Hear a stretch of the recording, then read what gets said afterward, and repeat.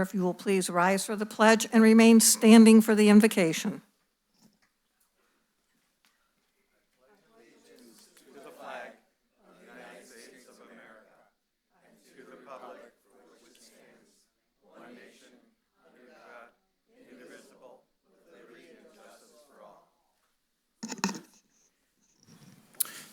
Let's pray. Dear God, we thank you for today. Today's the day that you have made. We will rejoice and be glad in it. God, we pray a special blessing on our police department and our fire department and our first responders. We pray for their safety as they serve the city. We ask a special peace over our city with everything that's going on. Pray for wisdom for the city council. We thank you for them, and we ask that you guide their conversations and their decisions tonight. It's in Jesus' name. Amen. Thank you, Reverend Hunt. Michael, if you'll take the roll, please. Yes. Councilman Wurzbacher. Here. Councilman Lloyd.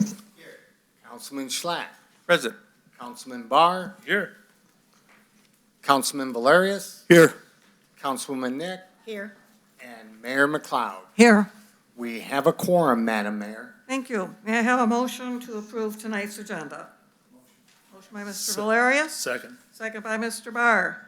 Any changes? Hearing none, all in favor say aye. Aye. Opposed? Agenda is approved. I have a motion to approve the minutes from the regular meeting of June 9th. Second. By Mr. Valerius, second by Mr. Barr. Any corrections? Hearing none, all in favor say aye. Aye. Opposed? Minutes are approved. We'll now turn to organizational business, and the first order is a recognition of the Allen Park Historical Commission. May I have the members who are in attendance please come up?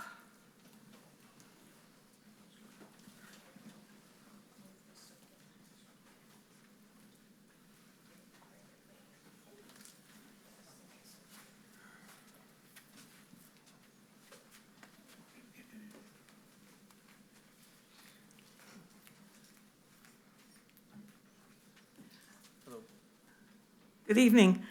This is a certificate of recognition presented to the Allen Park Historical Commission.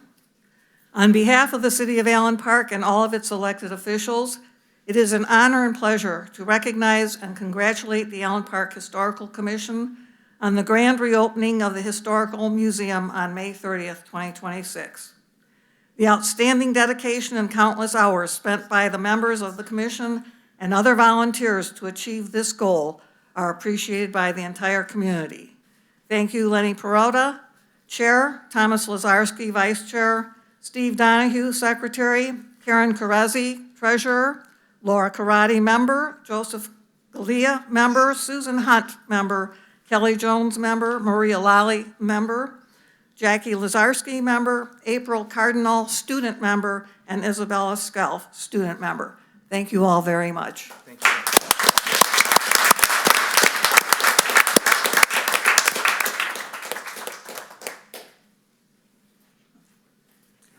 Thank you. Like we like each other. Yeah, like we know each other.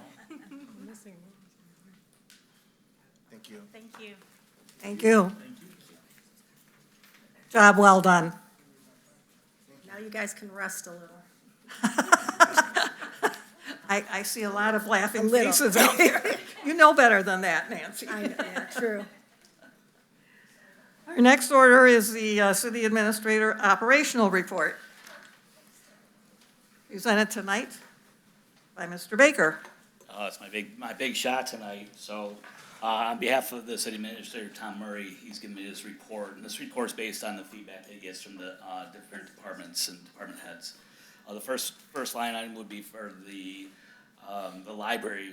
For anyone who is interested in learning sign language, the Allen Park Library will have an ASL class for beginners on Friday, July 10th from 1 p.m. to 2 p.m. The next one, this is, everybody's been clamoring for this to open up. So this is a reminder that the grand opening of the ribbon cutting for Rusty's the Dog Park, located at 24,000 Hour Drive, is next Tuesday, June 30th at 4 p.m. And I let everybody's been, chomping at bit to get this going, and you can see all the dogs out there, so it's a good thing that it's finally moving forward. The next one is Beautification Commission will be presenting beautification awards to residents and businesses. So you're encouraged to go to the city's website, or there's a Facebook page where you can find a link to nominate any resident that you think has any outstanding landscaping, curb appeal, or overall presentation. Those must be submitted by July 15th. Businesses are also included, not just residents. Thank you, Mayor. Next one's Community Center. For anyone interested in Medicare information, the Senior Alliance program provides fee assistance for certified Medicare counselors at the Elm Park Community Center every fourth Tuesday of the month from 9 a.m. to 1 p.m. And this goes through October of this year. We also have a Wayne County Household Hazardous Waste Collection that will be taking place on Saturday, June 27th. This is from 8 a.m. to 1 p.m. at the Henry Ford College in Dearborn. The city does have information on the website, and there's an official Facebook page that you can find that information as well. Lemonade and Shade, which is sponsored by Parks and Recreation, is happening. The next one will take place tomorrow, June 24th at 12:30 to 2 p.m. at Moore Park. This one happens to be featuring Kevin Devine. Mr. Steve Donahue will also be there. He'll be doing the balloon figures for the kiddos. And that wraps up my report. Thank you. May I have a motion to accept and file the administrator's report? Motion. Motion by Ms. Nick, second by Mr. Valerius. Any comments or questions? I do have one. On the dog park, are people encouraged once they register their dogs that day that they can bring them at the ribbon cutting, or? Yes, I see nodding Oh, heads. yes? Okay. Nodding heads, yes. Thank you. Okay. All right, Tess, get registered. She was first. Was she first? Okay. Tag number one, right? Through the chair. Yes. Where exactly is Moore Park located? That's on Moore between Becker and Carter. Lindeman School, so they're the city park. Yep. Sorry. Better known as the submarine park, yes. Any other questions? Hearing none, all in favor say aye. Aye. Opposed? Motion is carried. We now come to the public comment section of this evening's meeting. You are given 5 minutes to speak. All we ask is that you provide your name and the street on which you live. Please do not provide the full address. And the only other thing we ask is that you keep your comments civil. Thank you.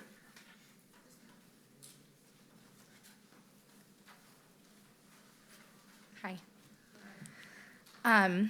My name is Kimberly Steinman, and I worked as a part-time administrative assistant for the Allen Park Downtown Development Authority in 2024 and 2025.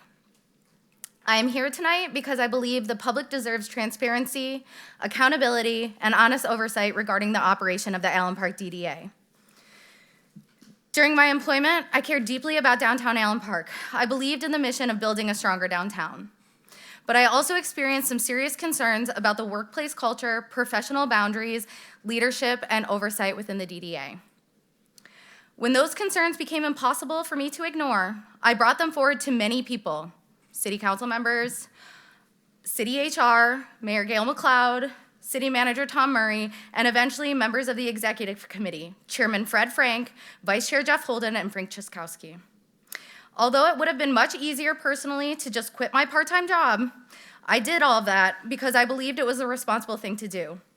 I believed that the people entrusted with oversight would want to know something was wrong. Instead, after raising concerns, I did not feel protected, supported, or meaningfully heard. For example, after speaking with Dan Lloyd, I was later questioned by my boss in a way that left me feeling intimidated and unsafe, contributing to the panic attacks I had right over there at my desk. My employment ultimately came to an end. The reason has still not been clearly stated by the DDA Executive Committee or their lawyer, Trevor Daniels. I have asked several board members who are not on the executive committee, and according to their recollection, no explanation was given. I understand that there are formal processes to review complaints, and I'm not here tonight to argue every fact in a public comment period. But I am here to say clearly that what's going on at the Allen Park DDA and what happened to me should matter to all of you and should matter to the city. Recently, the DDA director received a performance review. From what was stated publicly, the review they conducted was described as thorough, ultimately finding his performance satisfactory or highly effective. I cannot speak to everything that was considered in that review, but I can say that from where I stand, this review does not resolve what happened to me. It does not answer whether my concerns were fully examined. It does not answer whether the people making decisions had the full picture. This is not just about me. It is about whether employees can safely raise concerns. It is about whether the DDA board is exercising real oversight.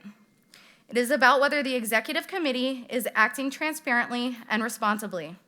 It's about whether the city council and the public can trust that their concerns are being investigated fairly instead of minimized, reframed, or ignored. The DDA is not a private club. It's a public body entrusted with public funds, public confidence, and the future of our downtown. I am asking the DDA board not to treat a satisfactory performance review as the end of accountability. I'm asking board members to explain what areas for improvement were identified in the review and what specific steps will be taken to address them. I am asking DDA board members to question whether they were fully informed about the concerns I raised and the reasons my employment ended. I am asking City Council to pay attention to whether the DDA has adequate oversight, complaint procedures, employment practices, and accountability structures in place. And I am asking that no employee, volunteer, vendor, or community member be left feeling that speaking up carries more risk than staying silent and being compliant. This has been very personally painful for me. I lost a job I cared about, work I was proud of, and relationships I thought were built on trust. I have had to carry the feeling that my concerns were treated as a problem to manage rather than information that leadership had a duty to examine. That is why I'm speaking tonight, not because this is easy, but because silence would allow the public record to remain incomplete. I believe Allen Park deserves better. I believe the DDA can and should do better. And I also want to thank Lauren Riviera-Belak for having the strength and courage to come here and support me tonight. Thank you.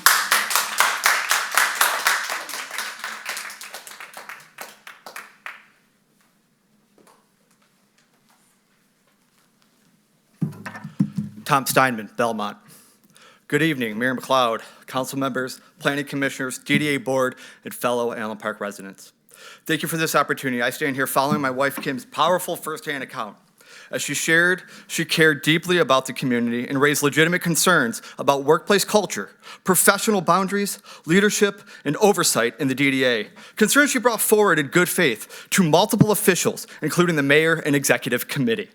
I witnessed the toll it took on her. Despite her dedication, including pushing for proper staffing and fair processes, she faced what appeared to be retaliation after seeking advice and expressing solidarity with a coworker. Her employment ended without a clear explanation from the executive committee or their attorney. While Kim was employed, Director Ben Hughes was prepared to award the marketing consultant contract directly to Michelle Tangway without interviews or a competitive process. Kim raised concerns that this was not a fair practice, advocated for opening the opportunity to others. She encouraged Sadie to apply. The position was eventually opened somewhat, though not fully publicized, resulting in only 3 candidates being interviewed. Kim believed Michelle was highly qualified and might as well have been selected through a proper process, but she felt strongly that the right thing was to follow fair, transparent procedures rather than awarding it based on personal preference or the possibility Michelle might open a store in Allen Park. Since Kim's departure, several notable contracts and decisions have raised serious questions about the consistency and transparency of the public funds are being allocated under Director Hughes, with oversight from the chairman, Fred Frank, and support from Mayor McLeod. Jamie received a promotion and a significant raise of $29 per hour. The city secured $2 million for the new project. Initially discussed was only a 6-figure amount. Michelle Tangway was awarded $550,000 for a 2-year Paint the Park project and mural expansion. We believe Paint the Park was an excellent event last year, and we're not questioning the quality of the work. Sadie received a marketing contract at approximately $4.5K per month. At the 2026 DDA meeting, based on Director Hughes' recommendation, the board, including Jeff Vice Chair Jeff Holden, who manages Culver, approved the $100,000 to Savone Cement to resurface, restripe the public parking lot at 15655 Southfield Road, the Culver's location, as part of the broader South Allen Road and Downtown Alley paving projects. Multiple Savone contracts have been approved with limited competitive bidding. Other actions include reappointments, increases in the DDA for the DDA attorney, and a satisfactory performance review for Director Hughes, despite multiple staff concerns and turnover. In a recent DDA meeting, Director Hughes mentioned it was an exciting potential new business at the Veris Development Group-owned plaza at Southfield and Allen Road, but stated details cannot be disclosed yet. While we understand early negotiations, the public deserves timely transparency on developments affecting our downtown. During Kim's time, the block party events were discussed at around $5,000 each. With the new 2026 series at roughly 12 events, the public deserves clear, itemized budgeting and accountability for these expenditures. These patterns, combined with Kim's firsthand experience, raise critical questions about whether competitive bidding, proper negotiation, and independent oversight are being consistently applied when spending taxpayer and DDA funds. Particularly when DDA Vice Chair Jeff Holden participates in decisions affecting infrastructure near his business location. We are especially concerned about the dual role of the DDA Chairman and Planning Commissioner, Fred Frank, in decisions that could lead to direct millions in potential data center revenue to the DDA. This is especially critical now that the proposed AI data center, which could bring millions annually through the DDA, Chairman Fred Frank has been a strong supporter while holding both positions. We respectfully but firmly request that he recuse himself from related votes to this clear potential of conflict of interest. Residents also deserve assurance that the 6-month moratorium is not merely time to pass after the election. We respectfully request the following reforms to protect Allen Park's residents and funds through the chair. Number 1, full video recording of all DDA board and planning commission meetings must begin immediately. The DDA already knows how to do this and has the financial resources. There is no excuse for further delay. Number 2, the DDA's accounting and financial records must be cleaned up and organized immediately. Currently, reporting is disorganized and difficult for the public to follow itemized, easily accessible public accounting of DDA funds, including the reported $7 million in reserves, and all the expenditures contracts must be made available right away. Number 3, the DDA currently has no HR department and no meaningful worker protections or complaint procedures in place.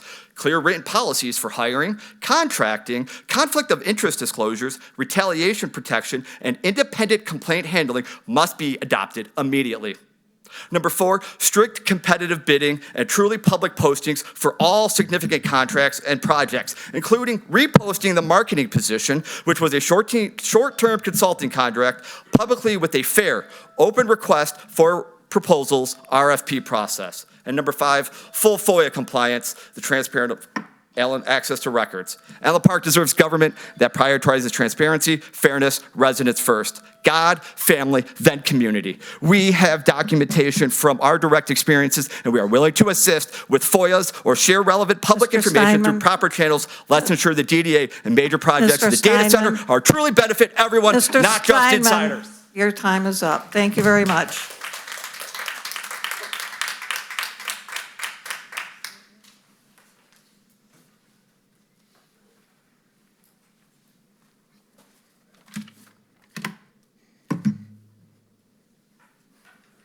Mayor, council, my name is Michael Walker. I live on Cove Avenue.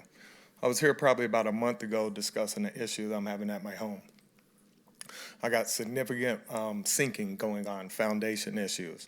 My home is sitting here literally like on quicksand. It took me 2 or 3 weeks to get somebody to come to my house.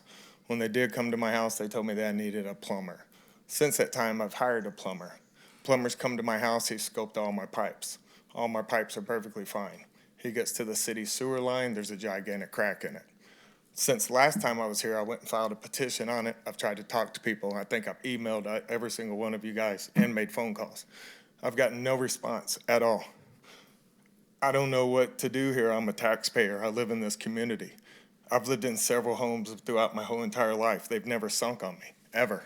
But I've also never lived in homes that's had 2 water main breaks and a city sewer line that's leaking. All I'm asking for here is help. I shouldn't have to come here and feel like I'm getting denied every time I turn around. Last time I was here, I think, sir, you told me you would address all this issue that's going on. That was a month ago. I've heard nothing. I'm just letting you know I've got documentation of everything that's going on in my home. I've got a gigantic crack. And it's not just my home, it's my neighbors' homes as well. They all tried to come here, but they see what I'm going through. They don't even want to waste their time. If I'm not getting help, why would my neighbors get help? I just need help addressing this matter. It's not getting fixed, so the matter's becoming worse and worse. What would you guys do? All of you, I'm sure, busted your butt to get your home, right? This is the first home I ever bought. I'm not from Michigan. I was pretty excited about it. It's useless now. Nobody's buying this home. I've got underground water sprinklers that are above ground now. He's seen everything. I'm just asking for help. There's a broken city sewer line. It needs to be fixed. Thank you. I'm sorry, sir. I'm sorry. What was your name? Was it Mike Walker? My name's Michael Walker. Michael Walker. Yes, I ma'am. just checked my emails. I have not received anything from you. So if you want to email me, please do. No problem. I think this is being handled by the DPS. Okay. I just want him to know that I have not received anything. I'll go through it, but I think I've pretty much emailed everybody on the board. I've called several times and all that. I'm getting nowhere. This was, no problem, but I'm saying this was a month ago, and I'm right back here a month later. Thank you.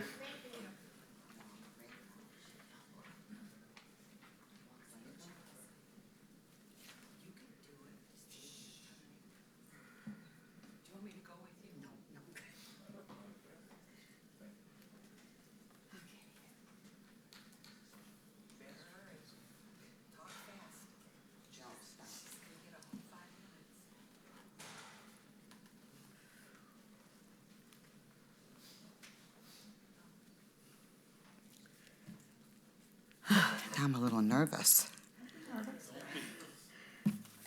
Okay, We have your name, please, in the street. yes. Linda Norberry. I'm addressing the mayor and council. Thank you. I would like to kind of nervous, acknowledge Justin McLaughlin and his team from the Water and Sewer Department. We had a bad storm last Wednesday evening, and they came out and worked in the evening with high winds, heavy rain, lightning. They came to the house before midnight and was there until almost 1:30 in the morning under horrific conditions. Our neighbor's tree across the street is 70 to 80 years old. It has been dying for almost 2 years now. She has made calls to the city, and nobody is doing anything about it. The tree that night, 3 huge limbs that were, I don't know how big, they fell across the street.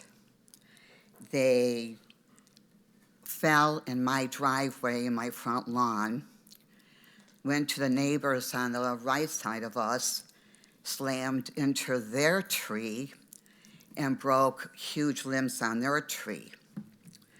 When I called the police, I told them that nobody could come down the street because the limbs were so big and heavy that nobody was going to be able to move these limbs because they were hundreds of pounds. So the police told me then we had power outages that night, tree limbs coming down everywhere, that he would make a call and see what he could do. I said, you know, if there's an emergency down our street, we have a lot of seniors, nobody's going to get through. So we, around midnight, Justin and his team came with heavy rain, heavy winds, and started cutting the huge limbs out of the street so the cars could get through the next morning. They then started cutting them out of my driveway, because I have 2 artificial hips and knees and health issues, that I need to get out of my driveway because of different appointments. I thanked them and my husband. He stood out on the porch all night, making sure none of these huge limbs fell on Justin and his team, because these limbs now, there's 8 or 9 of them that are broken from the top, ready to fall down anytime. So some of the neighbors tried to be here tonight. Some of them could not. So I am speaking for them. We live down the street from the grade school, and there was kids walking down the street, riding their bikes every day since school's out, and we're all concerned for their safety and their health, so nothing happens at this time to anybody where they get hurt or worse. So I heard that there's 11,000 trees in our city, and there's only 8 or 9 workers in the water and sewer department that takes care of the trees. So my concern, the neighbors' concern, we hope that somebody comes down and looks at this tree. Just don't look at the side of it where half of the tree is missing. Look on top where all the branches are dead and ready to come on somebody or somebody's car or something. This tree is dangerous. It's a priority. I'm hoping that somebody will do something before somebody gets hurt or worse. Thank you. We'll make sure that that gets taken care Through of. the chair. Ma'am, can you state what Thank you. street that was again? What street? On Winona Street, Winona? between Ecorse and Champaign. Thank you.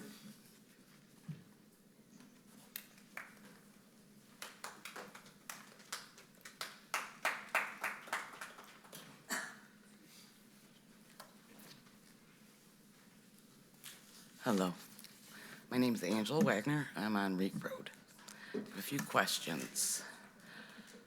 I wanted to know if we had an ordinance for deliveries, such as Myers, Kroger, or Walmart, what time they can deliver to what time at night, and what time in the morning they can deliver till. There's a light pole on our city on the city property on my neighbor's grass. The electrical line runs over our driveway and garage. There's a limb laying on the line. We talked to a gentleman about it when they came out to trim my neighbor's tree due to it covering the speed limit sign. He said it was not on their list of things to do today. Also, that is DTE's problem. So we called DTE. They said the only way they come out is if the light was flickering. And the limb is from a city tree, so it is the city's responsibility. So with that, if it's not a city problem, it's not a DT problem, but sooner or later, it's gonna be an us problem when it falls on our cars and garage. I don't understand why the line is going over the driveway and garage and not down the property line. We have a lot of walkers and kids on our street.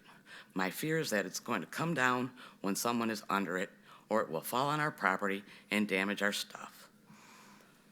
Also, in this pole, there's a large split from the top about a quarter way down. I would like to know who is responsible for the line and the pole and cutting down the limb. Since 2009, the trees in front of our house, which are city trees, have been an issue.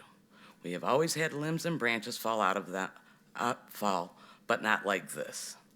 The city has been out 3 times since then, have taken out a few dead branches, and they say they'll be back. Well, they don't come back until I call and complain again. There are so many dead limbs in those trees that I'm out at least 3 or 4 times a week, picking up numerous twigs, branches off the grass. They are also going on both sides of my neighbors. I have no problem maintaining our property. My problem is I feel it is a little excessive with these trees. I understand the trees are not dead, but if the wind blows over 20 miles an hour, the whole yard is full of twigs and branches. I have a picture of the pole and the limb if you are interested at looking at them. Thank you for your time. Could I have you take one of the forms that is on there, and if you could fill that out when it's finished, if you could please give it to the clerk? I sure will. Thank you.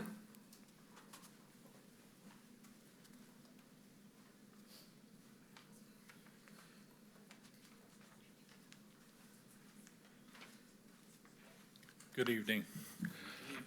Name's Ed Wagner, also live on Reek Road.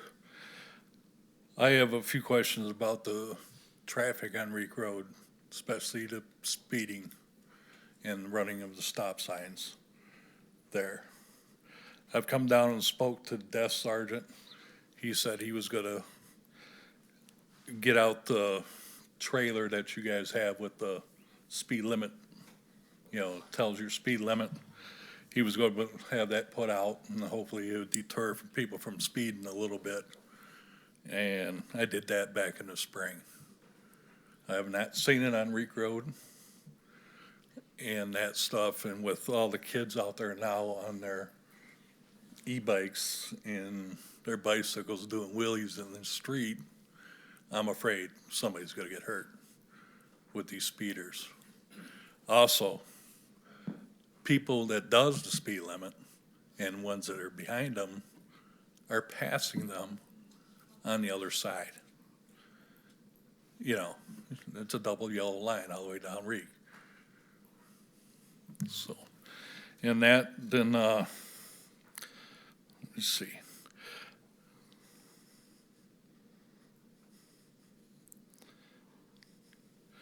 Yep, there was a lot of people running the stop sign at Midway and Reek. Do you guys have a police vehicle that is unmarked like other cities have, that the only way you tell it's a police vehicle is if you pull right up next to it or if it pulls you over? I don't know if you have that. Because usually the police that sit on the street, if they sit on the street, they usually do it once a month. And it's a regular police vehicle. So it's easy to tell if you're coming down the street. You go to Taylor, Southgate, Wyandotte, you sit there and look at it, it looks like a regular old pickup truck, looks like a regular SUV. You can't tell it's a cop car unless you're right next to it or it's pulling you over. So, that might be a good way to deter them from, speeding down Reek. And I'm not talking 30 miles an hour. I'm talking 40, 45 miles an hour. You got dirt bikes that do wheelies. You got golf carts going up and down on the weekend. I don't know if that's legal or not. But I appreciate your time and that, and thank you very much. Thank you. Thank you for coming up.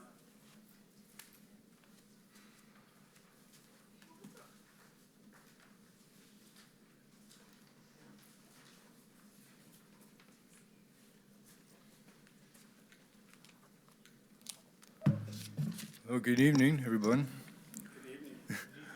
Well, my name is Dennis Rant. I'm from work with the Planning Commission, also Zoning Board of Appeals. I'm here tonight regarding data centers, specifically the edge data centers. There is confusion between edge, mega, and the other type of centers. I'm suggesting a public forum to discuss the centers and to invite a noise abatement specialist to discuss possible noise mitigation processes. There is too much fear and misinformation. We have a vacant parcel of land that can be put to good use. A public forum can help discuss data center realities. And also regarding the discussion of Mr. Arbuck last week at the last meeting, he is an excellent planner who shares both sides of the issue. I also have a master's degree in urban planning, although mine is from Wayne State. Mike is from the University of Michigan. I do not hold anything against him for having that degree. But he's still a very excellent planner. But back to the data centers. A public forum held in the near future could help to dispel some of the myths regarding the centers, and above all, separate fact from fiction. Because as you know, because I saw it on the Facebook or the internet does not make it true, as the previous meeting speakers presented. Nor does it 300 Facebook followers make you a Downriver representative, which was also suggested. So that's my suggestion, is have a public forum as soon as possible to discuss it before the moratorium is completed. That's all I have. Thank you. Thank you very much. Thank you.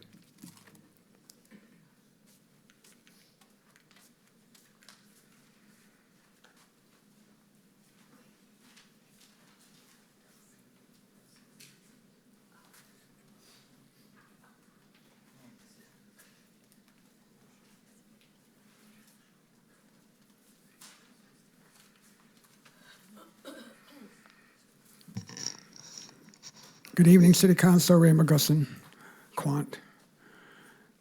I want to thank the Historical Commission for what they have done, all the work they put in, all the planning they put in, all the hard work they put in, the many, many, many hours they put in order to open up that museum. I know about it. I was a commissioner. So I know the hard work, and I know the dedication that they put in.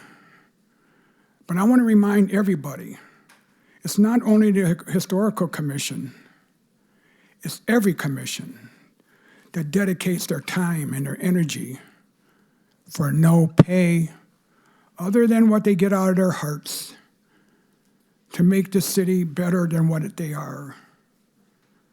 So I remember, there's over 100 volunteers. And some of them are on more than one commission. And they don't get paid either. So when they are up here and they're working up here, and the individuals are here, coming up here, please respect them. They don't need that aggravation. It is not good for you. It is not good for nobody. But with that said, I'm sorry I missed the last couple meetings. I was enjoying my life with my wife up north, seeing areas of Michigan I've never seen in my entire life. What a beautiful state. I've been in many museums, unbelievable. But with that said, I gotta say a couple things. I want to remind everybody that I don't know if we can continue to give these people these extraordinary raises every single year. An individual that makes $100,000, and yes, there's a lot of you, that means there's $3,000 a year with a 3% pay increase every single year. Now, when they get to $3,000, it's $103,000. The following year is going to be compounded, and the next year compounded. When is the end going to be the end? How much do they really and truly need? I'm going to give you some figures that kind of blow some of your minds. The Michigan State reps make $71,000 a year, people. That's all they make. They don't make $100,000. They're your reps. Your Congress people who are in Congress, their pay is $174,000. I don't care if they've been in there since 2009. If they come in today, they get $174,000. They have not had a raise since 2009. You might think they have, but they haven't. Those are the hard facts. I'm not against individuals coming up here, within our city making money. I think they deserve a good pay. But I don't know when the end's going to be the end. You give individuals 3%, 4%, and even some of you got 20 and 30% raises in the past couple of years, because I looked it up, and they're facts. I don't know where the end's going to be. I really don't. Every single year, 3% pay increases. Where's the end? I worked for Ford Motor Company. They made billions. I was union. I was even against getting these constant raises. I really was. All it does is drive inflation higher and higher and higher and higher. When I moved into my house, it was $29,500. A number of years later, I bought a truck for $29,500. My house now is going for $290,000, maybe more. But guess what? Houses ain't selling the way they used to no more. People are going into foreclosures now. Stuff's going to hit the fan, people. And if you don't control these prices, I don't know where you're going to be. And by the way, we pay everybody Social Security. So it's not only a raise, it's the more Social Security we got to put out. Think about it. Thank you very much for the time. And see, sometimes we do use 5 minutes.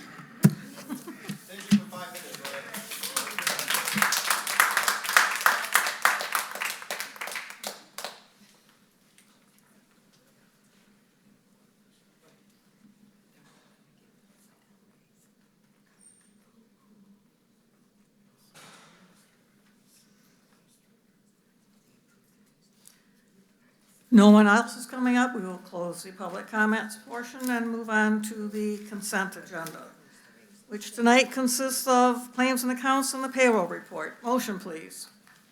Motion by Mr. Valerius. Second by Mr. Barr. All in favor, say aye. Aye. Opposed? Motion is approved. Resolutions. Resolution 1 is to approve the DDA's road closure request on part of Philomene for the Southern Wayne County Regional Chamber of Commerce 2026 Taste of Downriver on Tuesday, August 11th from 6 p.m. to 9 p.m. Motion, please. Motion. Motion by Mr. Wurtzbacher. Second by Mr. Lloyd. I think this has been a fairly routine. I think we had the Taste of Downriver in here a couple of years ago. It always seems to follow a council meeting, so we try and get out in time to take advantage of that. Would you like to add anything more to that? Thank you, Mayor, Council, Mr. Baker. As the mayor indicated, this is the repeat. Last Allen Park was the host city for this annual fundraising event for the Southern Wayne Regional Chamber back in 2023. Allen Park as a city and Allen Park as a DDA are one of the 18 communities, cities, and townships that are represented by the Southern Wayne Regional Chamber. It is an honor to be one of the 3 cities that they rotate between Wyandotte, Trenton, and Allen Park for this annual event. We're coming for you tonight, as the resolution indicates, to close just literally less than half a block at the corner of Allen and Philomene, going just to that alleyway that runs behind the Prestige. This event will be, unfortunately, does concur with a council meeting, despite our efforts to work with the chamber to have them change it. They really wanted to do it Tuesday.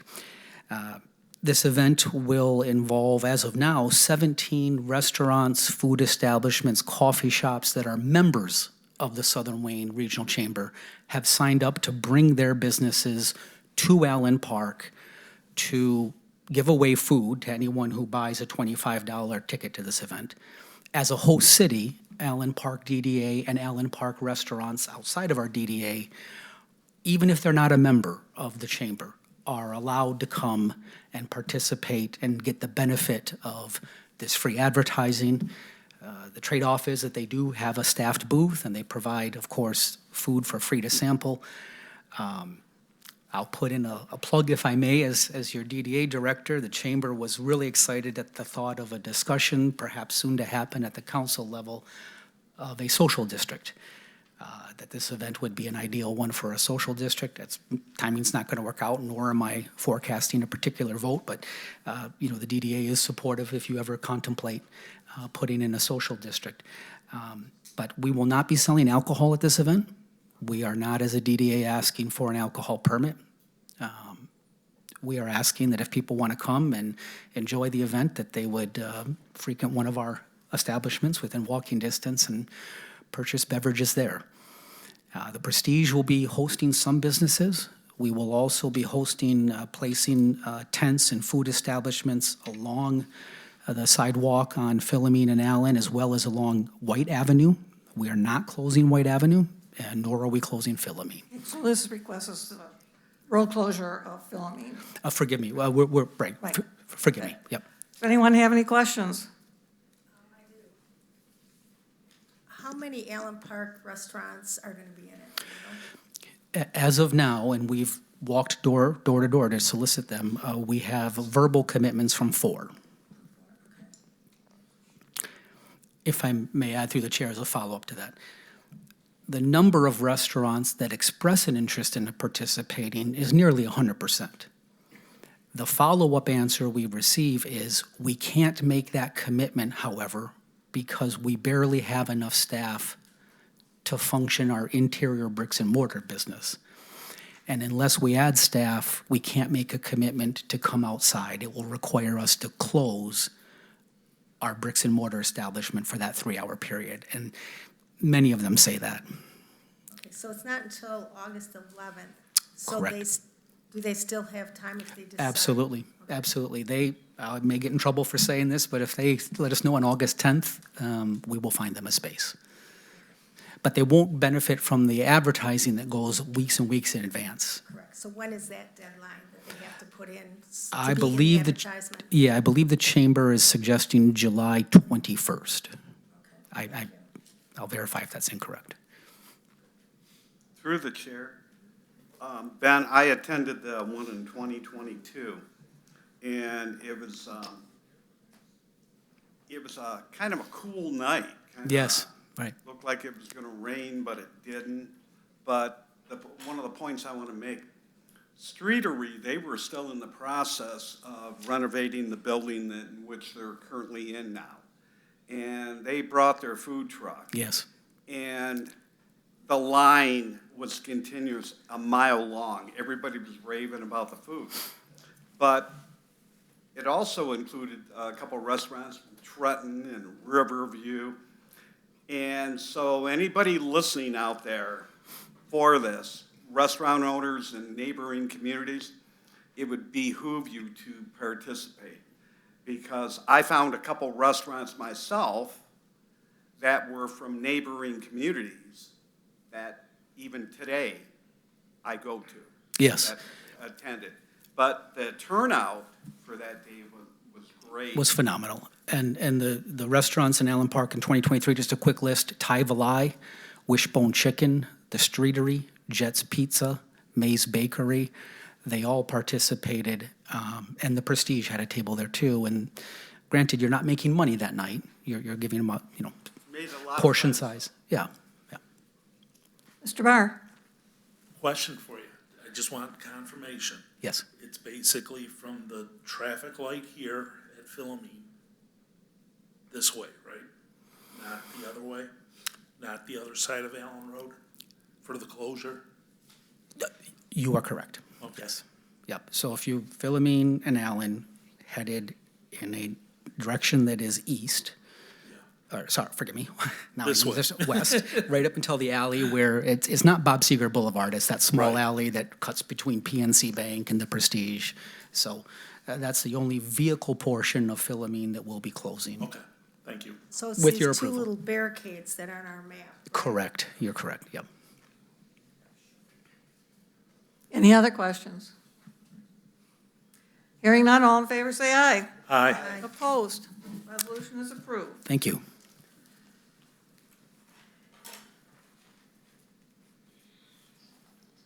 Move on to Resolution 2, not sure where Gary went. Resolution 2 is to concur with the recommendation of the Human Resources Committee and approve that the administrative and supervisory salaried personnel be adjusted 3.25%, which is consistent with the union contracts effective July 1, 2026. Motion, please. Motion, Mayor. Motion by Mr. Lloyd. Second by Mr. Valerius. I think everyone has the material in front of them which lays out current and proposed. Are there any questions? I have some issues with this, a couple things. I was informed before that it was going to be a 2.50 percentage, and now it's a 3.25. And I kind of agree with Ray McGuston. We have the fire contract that has not been settled yet. We have the police contract that's coming up within a year. And believe me, I am not against raises at all. I'm in the union, I work with my union. I'm just worried about the finances. And then after the police, we have the DPS contract that we have to work with. We have a couple lawsuits that are still pending. I would go back to the 2.50. I'm just not comfortable with the 3.25. We have no evaluations on anybody. We're just giving this out randomly, in my opinion. And so I am not in favor of it at this time. Hey, I'm not quite sure where you got the 2.0 figure, but to my knowledge. 2.50, which was from our city administrator verbally. I'm not sure where you got that verbally, because everything that's been communicated to all of us since we started working on this was that it was concurrent with the current union contracts, which are 3.25. And that is the only figure that we were ever given as far as the HR committee. Union contracts are always in play. Our finance director and budgeting have taken everything into account. We are well within our means. This is standard practice. I suppose that we could freeze things like Social Security and everything else in hopes of bringing inflation down, but that's just my comment on it.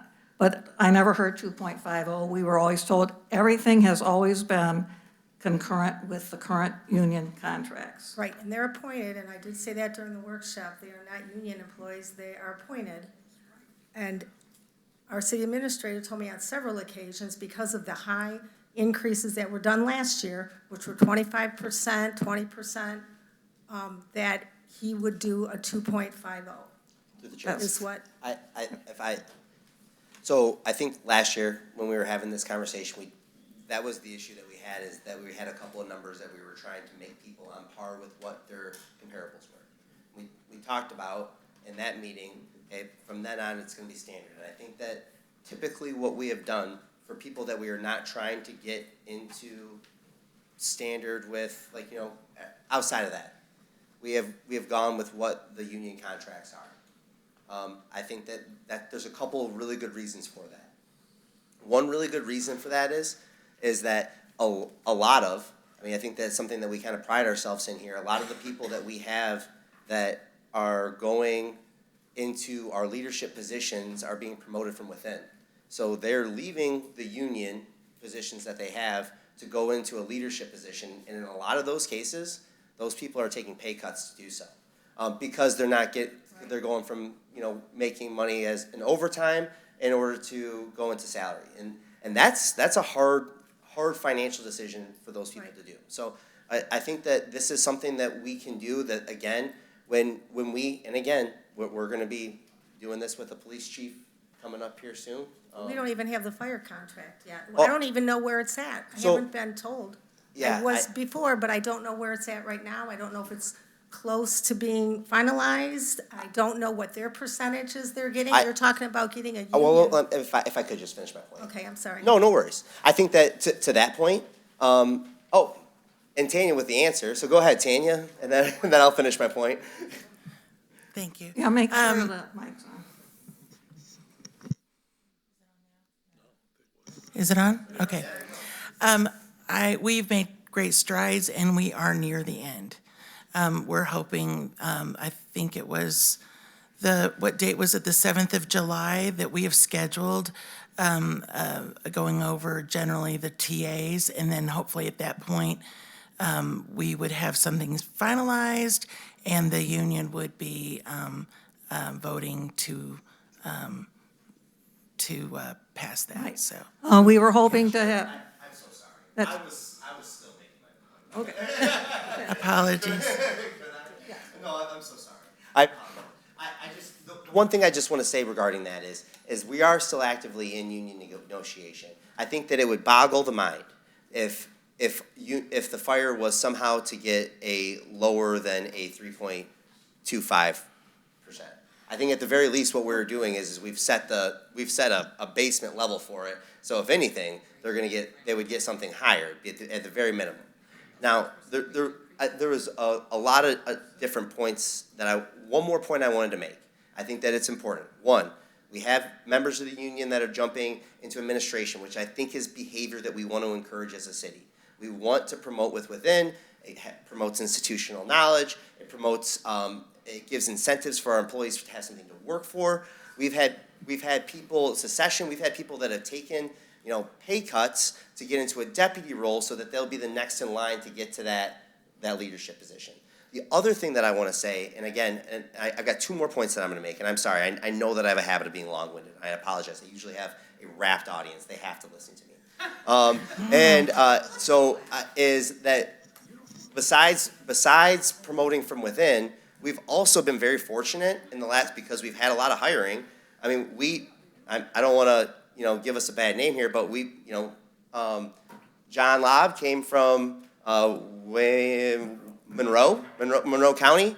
We got Aaron Filipsky from Royal Oak. We because we have competitive compensation packages, when it comes time to fill these very important jobs, we're able to get top talent. And then to the final point that Mr. McGusson made about concerns over the financial outlook overall. I think that we have, and this is something that everybody here is very well, we all know this. We went through very, very difficult times in this city where we just went without. The citizens went without. The employees went without. It was a lot of time of lean years. And we worked back over the course of years through the city administrators, through the sacrifices of the employees, through the sacrifices of the citizens, to get to a point where we are in a strong financial situation. And that if things were to go negatively, we have built ourselves a cushion to be able to adjust what we're doing. And yeah, it might not always be able to be like 3.25 and what the things that are going with that. There might be hard years to come. I do want to point out, in one final note, is that as of May of 2026, inflation, headline inflation rate in the United States is at 4.2%. So for a lot of these people in their pocketbooks, this is they're still essentially it's going to feel like less money. So those are my points that I wanted to make. Thank you so much. I apologize. Thank you. If I could just comment, we were going to have a closed session to go over the current status of the contract this evening, but the attorney was not available. We do have a regular council study session scheduled for the first Tuesday in July, which will be changed to a special council meeting, and that will be communicated to you shortly. So we are hoping that everybody had the study session on their calendar, because that was scheduled first Tuesday in July, and we will be having a closed session at that time.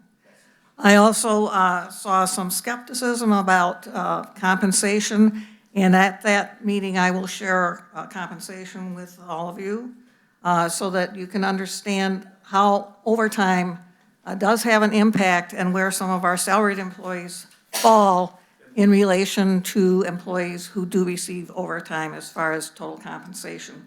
And I think it will be very interesting to all of you. Question through the chair. Yes, Gerald. I just want to double check. This has already been in the budget, Yes. at least for 3.5% minus, or 3.25. Right. Yeah. This has all been budgeted. Okay. Right. And then the other items have also been discussed and are in the budget. Okay. Thank you. You're welcome. So then could we table this until after we have our closed session or our special meeting? Well, the union contract has no impact on the increases for salaried employees. I mean, we're not going to hold salaried employees hostage while we're negotiating a I'm not trying to hold them contract. hostage. I mean, they can be. But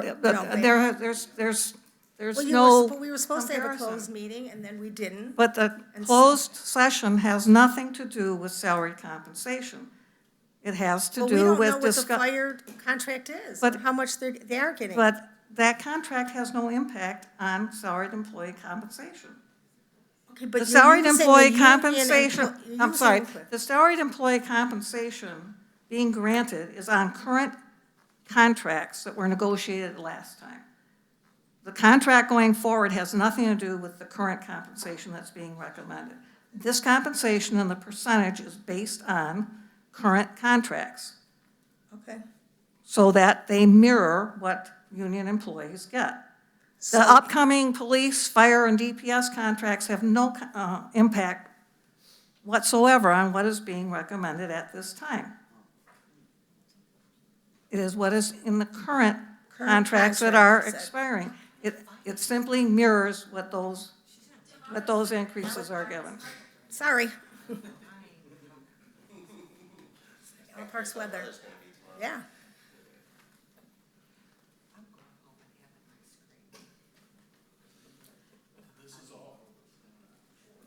And this is all July 1st.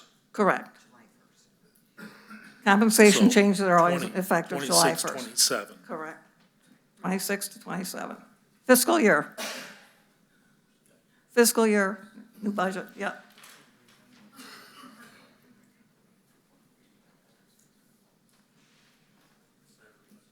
Any other questions or comments?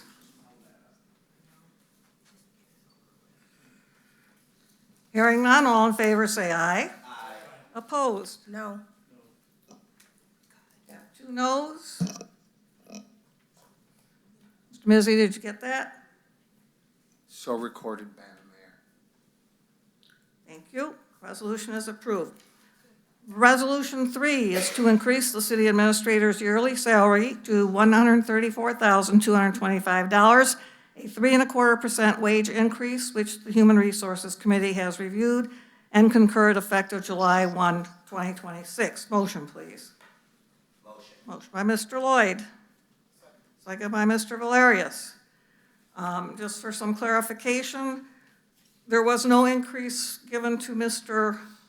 Murray last year after his hiring into the position in January, and it was stated that it would be his next increase, he would not be eligible for an increase until July of this year.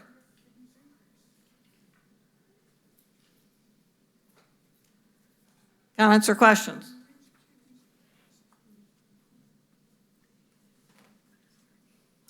Hearing none, all in favor say aye. Aye. Opposed? No. 2 noes. You get that, Mr. Mizzy? So recorded, Mayor. Thank you. Resolution 4 is to increase the Deputy Fire Chief Eric Taylor's yearly salary to $108,661, a 6% wage increase, which the Human Resources Committee has reviewed and concurred effective July 1, 2026. Motion, please. Motion by Mr. Valerius. Second. Second by Mr. Wurtzbacher. According to the memo written by the city administrator, after looking at the salaries of the appointed staff, I feel that Deputy Fire Chief Eric Taylor deserves more than the standard 3.25% raise that the union raises call for starting July 1, 2026. Deputy Fire Chief Eric Taylor received all his certifications that his contract stated he needed to complete for his full wages. Eric was one of the employees that did not receive a reset last year. His current salary is $102,510. I am recommending he receive a 6% salary raise this July 1, bringing him to $108,661. Comparisons support this from the MML and Conference of Western Wayne. He would then be making $12,142 less than the fire chief. This salary would put him $9,126 more than the fire captain position. Eric has shown great dedication to the management team at the fire department and throughout the city. The HR committee has reviewed this information and concur. I appreciate your consideration on this matter. I have a motion by Mr. Valerius and seconded by Mr. Wurtzbacher. Are there any questions? No, I have a comment. I remember last year he only got 2%, and I did fight for him to get more. So I do agree that he should have had more. And so I do agree with this 6% increase. Thank you. Because there were 4 staff that did not only receive 2%, and he was one that I did fight for. So I do approve that. Thank you. I believe that the reason for that last year, as I recall, was the lack of some certifications, which he has since acquired, and which we greatly appreciate. Any other comments or questions? Hearing none, all in favor, say aye. Aye. Opposed? Motion is carried. Resolution 5, to increase the building department operations assistant, Yurixa Cordero, yearly salary to $47,000, which the Human Resources Committee has reviewed and concurred effective July 1, 2026. Motion, please. Motion by Mr. Valerius, second by Mr. Barr. Switching up on me. Let's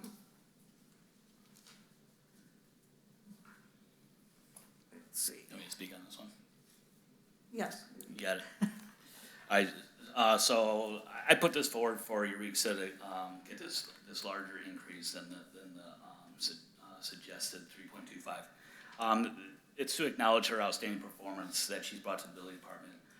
Eureka was appointed to the building department operations assistant on January 15, 2025 at a starting salary of $39,000. At the time, this position was newly created and to establish a succession plan for the building department. And since she's been appointed to the position, Eureka has far exceeded the expectations of this position. She has become the building department's most valuable asset, and she has taken on the lead role in training incoming staff members. She has excelled in adapting to the new BSNA software, and has been able to assist other staff getting comfortable with the changes in the software.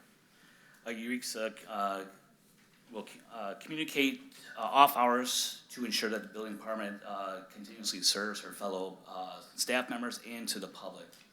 She has really taken this team aspect of the building department to another level. She truly cares about the department and her fellow staff members. She takes exceptional pride in her work and expects that from the whole department. Another asset that Eureka brings is she is bilingual, and she has been able to help other departments accurately communicate with visitors at City Hall. This has been truly an invaluable asset. And also to maintain the appropriate balance of wages within the department to recognize the exceptional contribution that Eureka has given to the building department. I'm recommending a wage increase to $47,000 beginning July 1 of 2026. I came with this number based on, we do have a union member within the building department now, and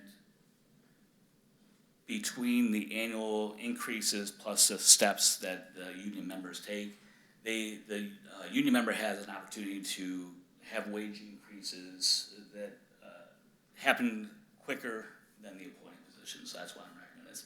And also that Eureka also trains these incoming staff members. So that's what I'm recommending. And Eureka's here if anybody has any questions, but she's phenomenal. I would vouch for her any day of the week. Question. Yes, sir. The, again, it's pertaining, this is in the budget already, right? Yes, it is. Thank you. Any other questions? I just have some comments. Sure. And you are absolutely right. She is phenomenal. I've talked with her. She's helped me out on several things. And again, I'm going to say I really appreciate, Matt, everything you wrote in here. To me, it's like an evaluation, so I better understand. I also know her position where I work, and I looked in my union book, and that $39,000 was low. I think this is a a little bit high, but that's okay. But I just really appreciate you writing everything down and everything she does. So I kind of compared that to where I work in my office with what we pay our staff. So like I said, it's a little bit high, but it's okay. I mean, I agree with you, so. Thank you. Also, I didn't mention that, all the salaries that come out of the building department are paid by the building fund, not the general fund. Okay, thank you. Yeah. Through the chair, Yes. I agree with what Ms. Nick said, okay, about the communication here. This is valuable. You know, you got to remember, we get a package on a Friday evening before the Tuesday meeting. And we don't, and without proper communications and backstories, you're in limbo on what you're reading. And sometimes it's up to us individually to decipher what exactly is going on. And at the same time, be accountable to you. I can't say enough on how valuable this was. But some of this other stuff that is presented to us, I know I've been told that government works differently, but I come out of business. And business did not operate like that.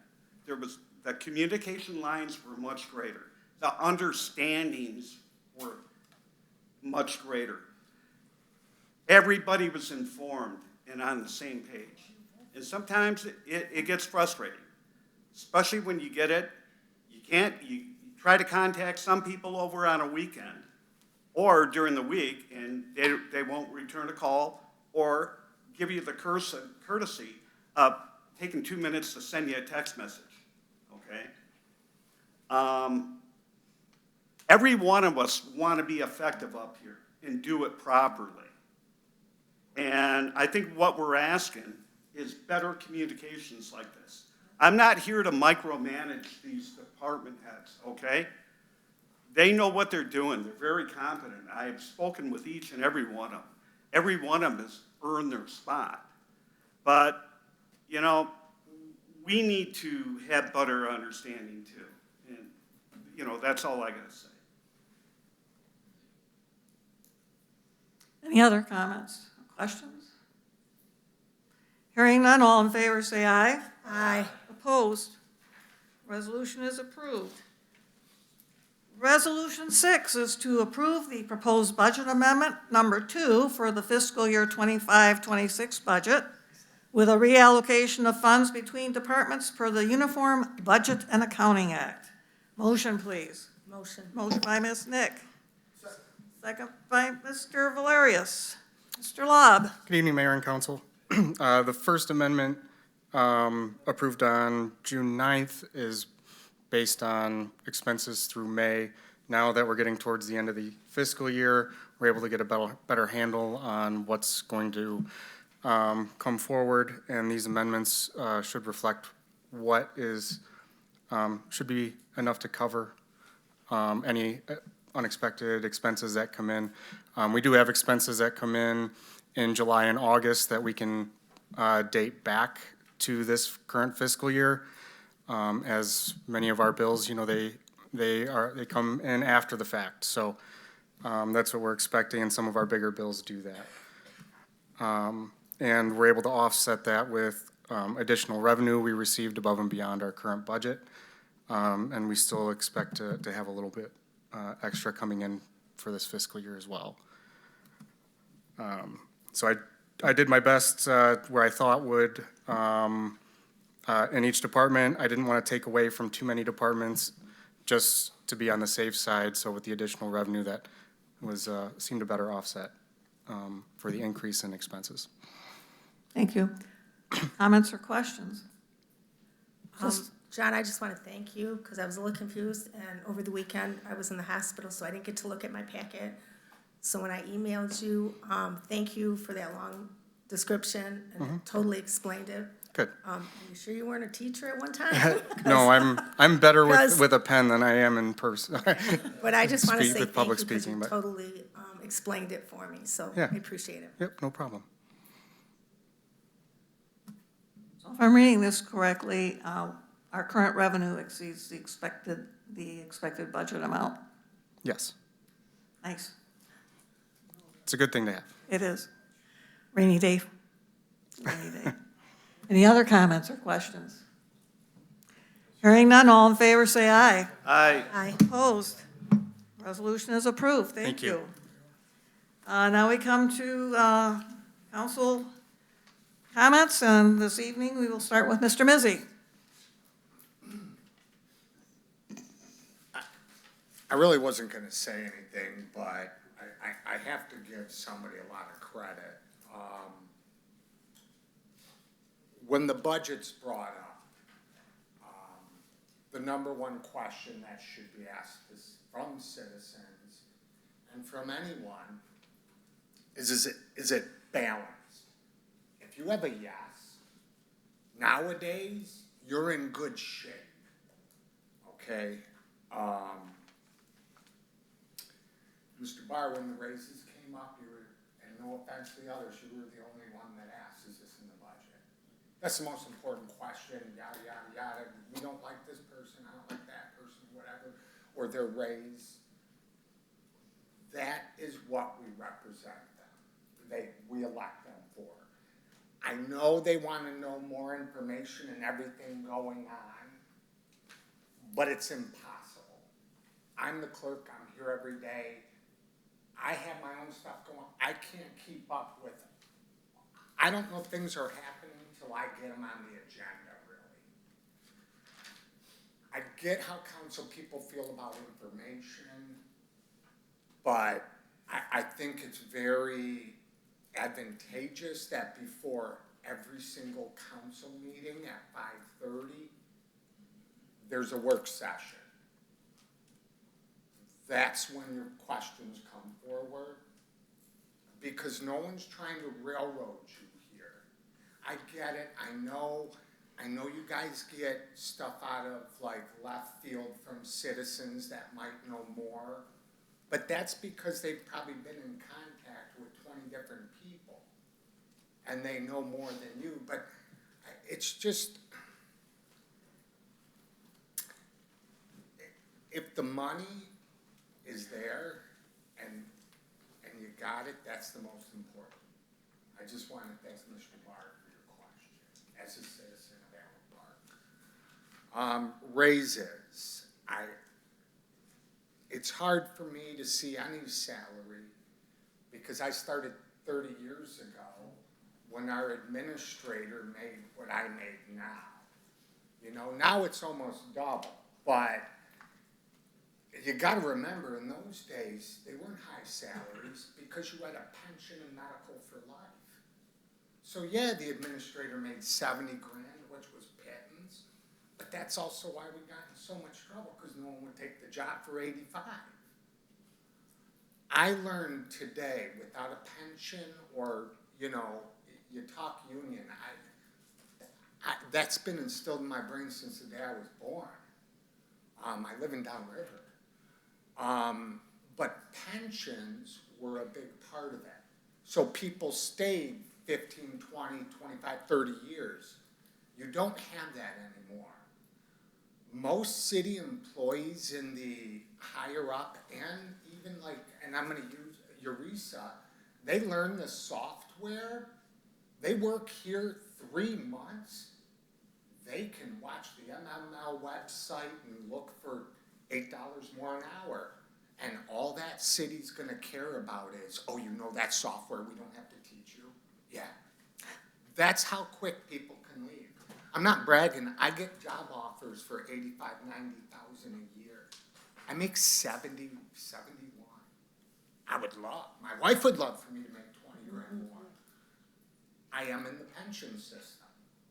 Now, considering I'll never make what other people make, but to me, it's more than enough. I'm happy here. My house is small. It's not expensive. I'm not complaining. But to get good talent, you need that. But I'm sorry, I didn't mean to go off on this, but Mr. Barr, you asked one heck of a question, again, as a citizen, thank you. Also, thank you all for coming out, God bless you. Thank you. Mr. Valerius? All I wanted to say, I'll keep it short, was I want to thank everyone who came up to speak during public comments. Despite some that may believe that we prefer short meetings, I, for one, love to hear citizens of the city I call home and the city and citizens I am blessed to represent speak their minds and voice their concerns. And with that, I yield. Thank you. Mr. Barr? Mr. Valerius, you just took one of my comments. It's all right. Let's see. Let me get my notes in straight here. On June 11th, myself and the mayor attended the Downriver Community Conference new headquarters down in Wyandotte. It was an eye-opening experience. If you guys can ever take a tour, the DCC is there to help you, pretty much for veterans, jobs, you know, stuff like that. On the 17th, I attended the library board. It's nice to know that our visits and circulation of the library has gone up overall, especially in this time of year for everything being online. I also attended the Chrome and Classics preview car show when the Pro Bowlers Association championships were held at Thunderbolt. Also attended the Chrome and Classics regular show when it was here last Thursday. Other than that, Ms. Nick, oh, never mind. There's a sign up here for the street fair. Thanks, man. August 7th and 8th is the street fair. Grab your signs at City Hall. Yes, they are sitting out there in the foyer. So you can put that down now. Yeah. You're doing a good job. I want to say thank you to all the commissions, especially this one because the historical is here. You guys do a tremendous job. And I want to wish everybody a happy Independence Day coming up on the 4th. And I yield. Thank you. Mr. Schlack? I just want to say thank you to everyone that came up. Definitely took notes on that. So I appreciate you come up to speak your mind.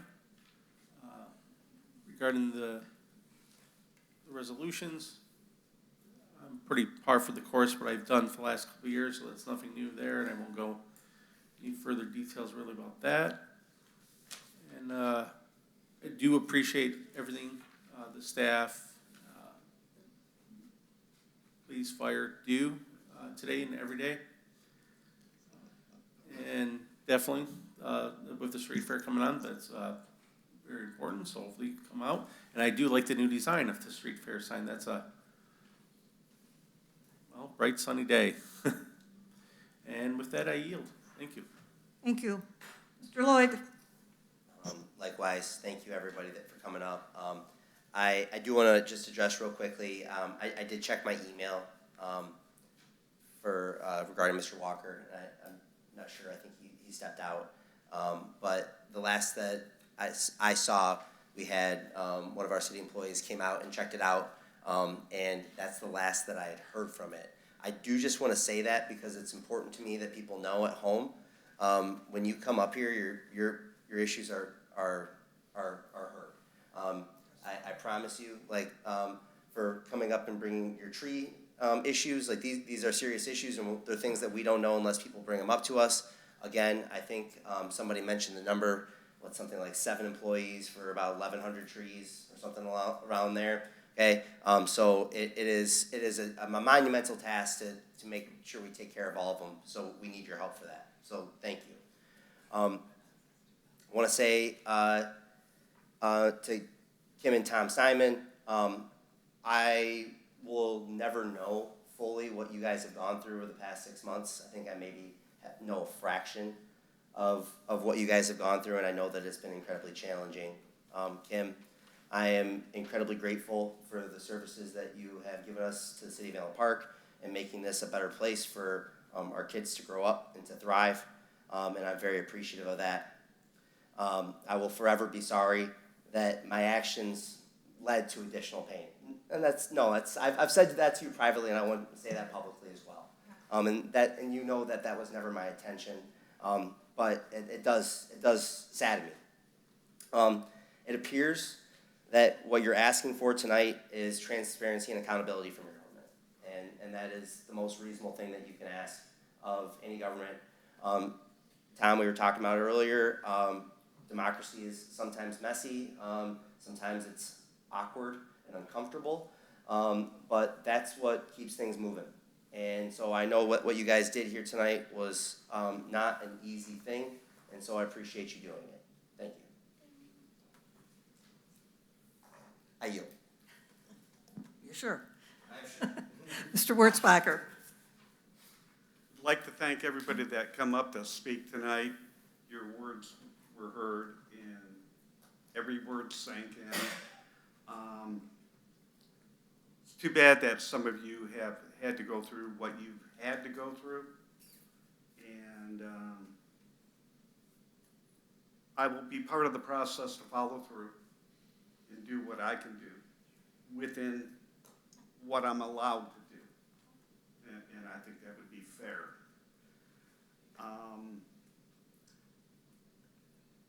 Change the tempo a little bit. This event coming up in August with the DDA Taste of Downriver. It's a great opportunity for Allen Park as a city to be showcased with visitors from neighboring communities. Also with the street fair coming up the first weekend of August, I'm sure there's going to be some great entertainment and everything. And then with that, I yield. Thank you. Ms. Nick. I also want to thank everybody for coming up. I agree with Matt here. I don't mind the long meetings, and I really appreciate everybody coming up, and I hope you guys keep coming up. The last meeting also, we had a lot of residents come up, and we really appreciate that. So please, if you have an issue, please keep coming to City Council. But I have to give some shout outs today. Kyle Carr, thank you so much for fixing those blocks so that I can repaint them over at the theater property.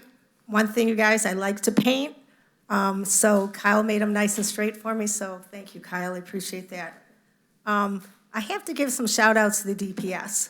So I knew about the Wyandotte Street because I work with an employee who lives right there, and she said that it went down, it didn't do any damage to anything, but it is a really big tree, and it fell right between the houses and the cars, and DPS came out at 1:30 in the morning and started cutting it up so that the residents could leave and go to work on time. So I appreciate that. On another story, I heard about the DPS, and I don't know who the employee is, so Mike, maybe you know, but there was a 20-hour water main break. And so there were several employees working, but this one employee had to go down and the sewer broke. And if you know what's in the sewer lines, he got covered with it. And what he did, he went home, he took a shower, he put new clothes on, and he came right back and kept on working for the residents to make sure that that sewer line and the water was working again. So whoever that is, Mike, tell him thank you very much. We greatly appreciate it. The residents didn't get his name, but they also appreciate all their hard work that they did. And then, and thank you for putting up all the street fair signs. I know you put it on Southfield instead of Pinecrest, because when we come down Pinecrest, a lot of times it would block our vision for the cars. So the DPS was the ones that went around the city this year and put up those signs. So it's actually on Southfield, so you really can see it very well when you come down, so thank you for that. The other person I'd like to give a shout out for, I haven't, because I work a lot, I do special events, so I'm usually working on Friday nights, but I finally had a Friday night off and I went to our farmer's market, and wow, it was really nice. If you haven't been there, please go. There was a lot more vendors, there was a lot of people there. Laura Karate, thank you so much for everything that you've been doing. But I do have to tell you, because I didn't know until I went, so they hide their fruit, and it's laminated. And I think there's 5 of them, and they hide them every week in different vendors. So when you're going and you're looking in the vendor's booth, look and see if you see like a little apple or a pineapple or something. And if you do, take it. And then take it over to the booth, because you are going to be getting certificates, okay, for local, like this one is from Ramshorn. And so what they did, which I think is very creative, Laura, that you did, they went around and bought certificates from the different businesses to help promote our businesses and our restaurants. And then puts them in the booth every Friday. They hide them so that our residents can try to find them, and then they're able to go and go to our different restaurants. So thank you for that. I really appreciate that. And then, what else am I going to say? So last night, and I know I talked about it in the workshop, I had, I don't know what they call it, like a handbill person coming around. It was 10 o'clock at night. I was picking up some branches that had fallen, and I had just gotten home from work. And at 10 o'clock at night, this gentleman was going around putting these on houses. So I called up the clerk's office, and Matt was extremely nice. He looked it all up for me. So it is until 9 o'clock that they can go from house to house. So I know I've seen it on Facebook, people saying, he came to my house at 8 or 8:30 or, but it is, our ordinance does say until 9, from 9 in the morning till 9 at night, and that is only till September 30th. And then it does change for the winter hours, but it's until 9 to 8, from October 1st to April 30th. So just to let everybody know, they do have the right to come out if they have a license. And if they do not have a license, please call the non-emergency police department. And the other night I did call, and they came out right away looking for the person. So I just wanted everybody to know that. Trying to see. And I think, that's all I have. So thank you very much. Everybody have a good night. Thank you. Just to clarify, people soliciting need a license. People handing out these advertisements. Do not. They do not. No, they do. They do. If it's a business, again, This those is- are a little tricky, because again, that might be a national periodical. So do they need a license or no? I have to read the language on it, but anything handed out, yeah, you just like, because we have to control it. You can't just go and stick flyers in windshields. We don't even give you a permit for that, but people still do it. Yeah. We can't be, but again, I try to take care of them as quick, yeah. Thank you, Mike. I Yeah. appreciate that. Yeah, most of our applicants are for people who are soliciting, where you don't want them coming up to your door and banging on your door trying to sell you a Kirby vacuum cleaner. Now, there's a gentleman selling music, his tape, which we did approve that. We did approve that, so I know I heard people mentioning that, but he has been approved. Well, and that's why, like, through the chair, the mayor referred to go to the city website. Always do that, because she had a great question a couple months ago. Mike, we approved 4, I only see 1, 3, and 4. Well, number 2 didn't pay yet, so they shouldn't be on. They haven't been issued their permit. So, Yeah. you might see that. That's why we say make sure they're there. And do appreciate everyone who came up, made a lot of notes on the comments that were made. I think time flies, and I hope everyone here had a wonderful Father's Day, because I think I forgot to mention that at the last meeting. Also want to make sure that you have a very safe 4th of July, and if you can possibly refrain from setting off fireworks, your friends, neighbors, veterans, dogs would really appreciate that. Agree with the fact that information can probably be and should be provided in many instances more in advance, and I will try to ensure that that happens when it's available. Also want to comment that not all of the trees are handled by our DPS department. There are limitations as far as the equipment that we have, and many times tree removal is outsourced to an outside firm because we do not have the equipment to handle that. I know that I will walk out of here this evening and forget about and remember about 3 or 4 things that I was going to say, but I didn't write them down. So we'll make it brief, and I will call for a motion to adjourn. Motion by Mr. Valerius. Second. Second by everybody on the On left this side. side. Second by Ms. Nick. We're going to give it to Ms. Nick rather than Mr. Barr. All in favor, say aye. Aye. Opposed? Thank you. We are adjourned at 7:35.